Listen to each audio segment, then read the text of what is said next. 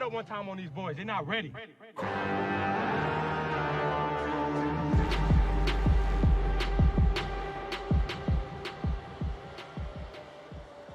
Now entering the ring, fighting out of the red corner, weighing in at 175 pounds, fighting out of Bout Fight Club and trained by Moises Sanchez. Let's hear it for Alan Ballard! Again, Mr. Ring Announcer, it's his full-time, I think it's his full-time job. That's gotta be Ballard. That can't be Ballard, right? That's Alan Ballard. If you're asking me, I think it's Alan Ballard. Alan looks to be a late replacement. My dude also looks like he works out. Like that's if I'm pulling a late replacement, I don't know that I want to pull Alan Ballard's name out of the hat. Yeah, I think I'm right there with you. Especially just looking at his headshot. That dude looks like he's about walking around the ring, confident, calm. He looks like he's ready for war.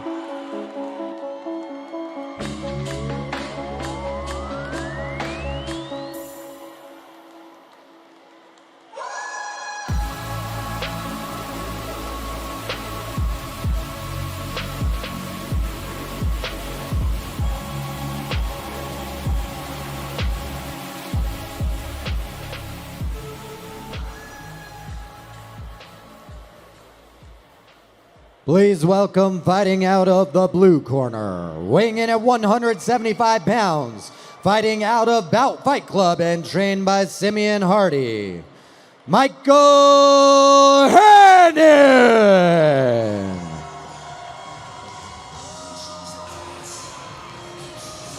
my man coming out to rage against the I machine. knew immediately, Matt was going to jump on rage immediately. Michael Hanin looks like he works out too. This gets yoked, How old is this guy? 45? Oh my God.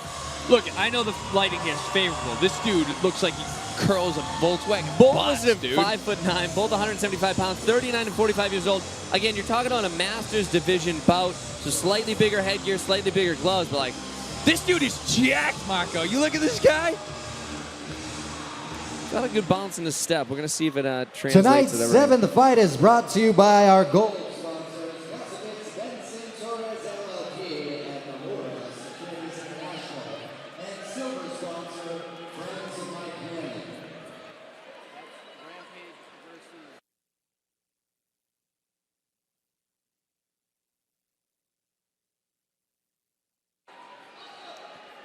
Michael Hanin, we decided, is a combination between, is it Kevin Klein from The Fish Called Wanda? Yeah. And Ken Shamrock, the world's most dangerous man.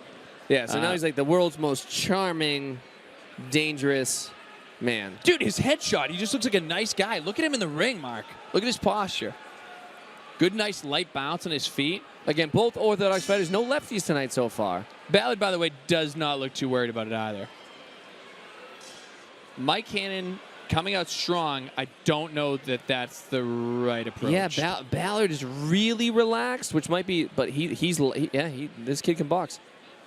Hanin's hands are real low, real low. Good right hand by Hanin.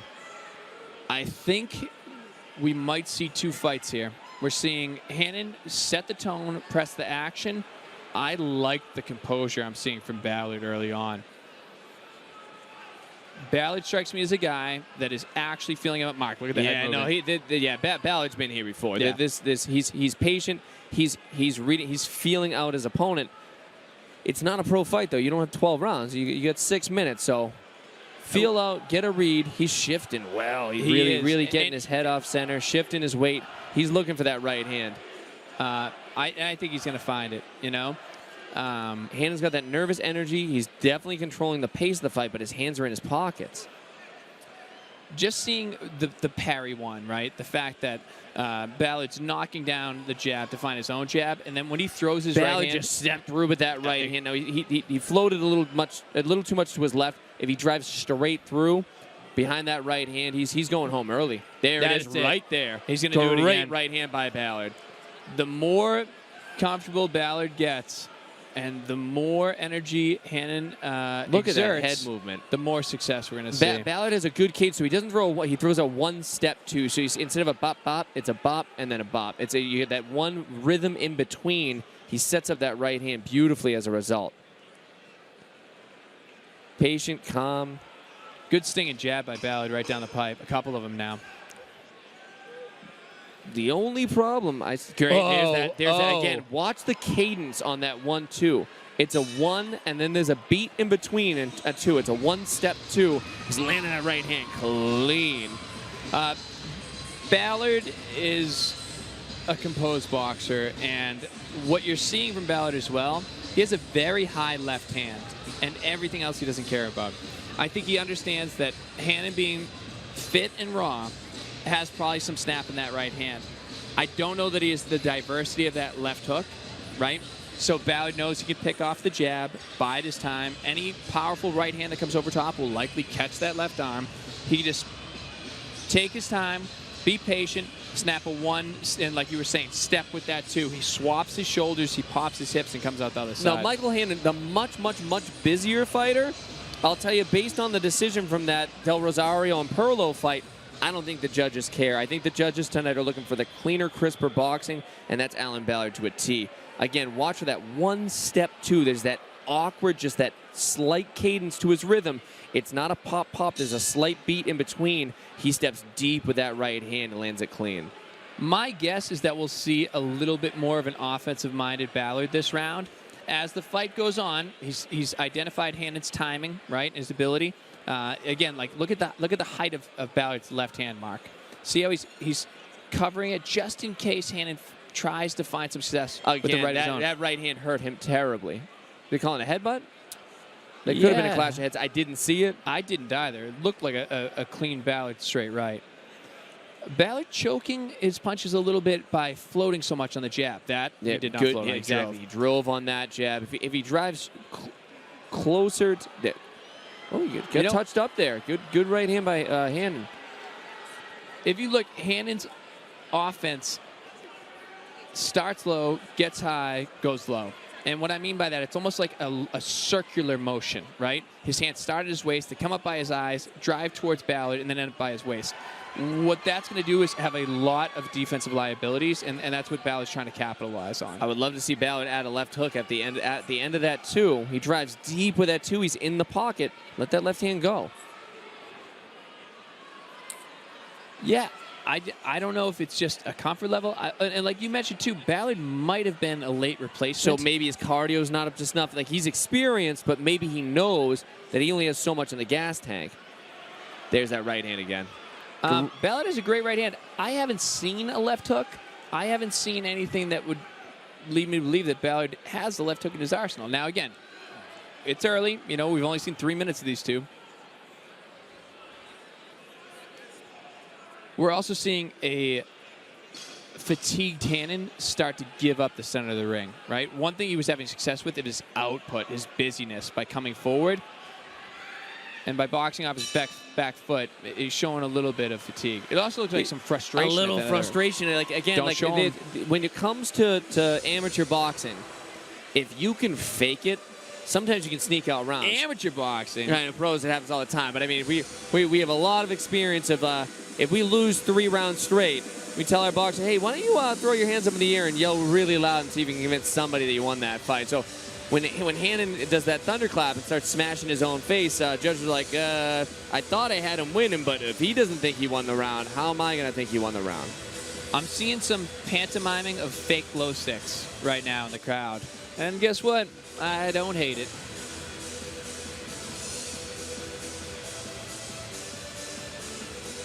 Now, it's funny. Ballard's corner is doing a lot of talking and a lot of moving and stuff. And generally speaking, I would kind of poo-poo that, right? Where it'd be like, dude, relax. But my guess is that Ballard's been here before. He has the type of experience where he could synthesize that type of information. A newer boxer, you don't want to shout in their face 100,000 things. I mean, again, I don't know anything about Ballard, but I know what my eyes are telling me. And that's not a guy who just started boxing. No doubt about it. And looking just at how his corner handled it, I think he had the type of relationship where he's like, look, I can throw this stuff at this dude, and he's going to be able to implement it. That he steps through beautifully with that right hand. Can we say, by the way, Michael Hanin's given a phenomenal account this of himself. This is not a blowout. It's not a blowout. And again, the volume is absolutely in Michael Hanin's favor. I just don't think he's landing crisp and clean enough. I think we might have got it.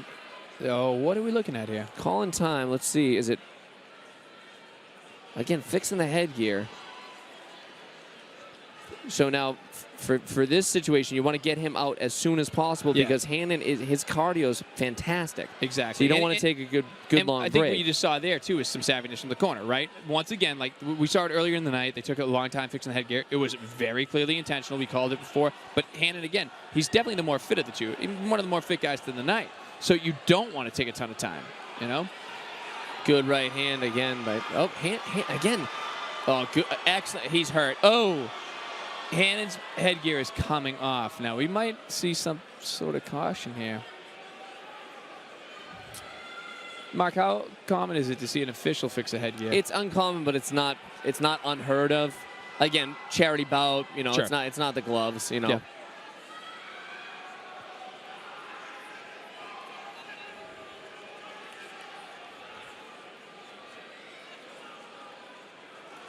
Ballard's starting to walk Hanin down. I like to see Hanin front foot Great pressure. right Wow. hand by Ballard. I think that stung Hanin.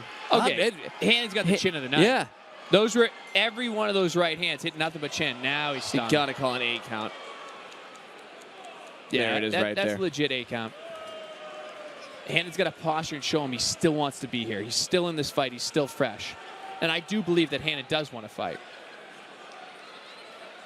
Yeah, Hanin has taken exactly 0 steps back this fight. This kid has heart. Oh, yeah. And again, I use kid generously. These are grown men who are throwing leather. Great right hand to end that fight by Ballard. I think it was pretty clearly a Ballard fight, but Michael Hanin looked awesome. Great. Again, he looked like the less experienced man, and he looked like he fought the game plan he was supposed to fight. Make it ugly, constant pressure, try to win with volume. I don't think it was enough personally, but again, I got the last decision wrong, so who knows? No, this one I think is definitely more emphatic than the previous. You should note that Mark and I have been members of USA Boxing for 20 years now. So our opinions are, I think, as vetted as some of the officials. We've hosted 2 officials clinics this year at our venue. So don't think that it's just, you know, fly by your seat of your pants bias, you know, that guy punched harder type nonsense. We've been in and around this stuff as much as anyone else.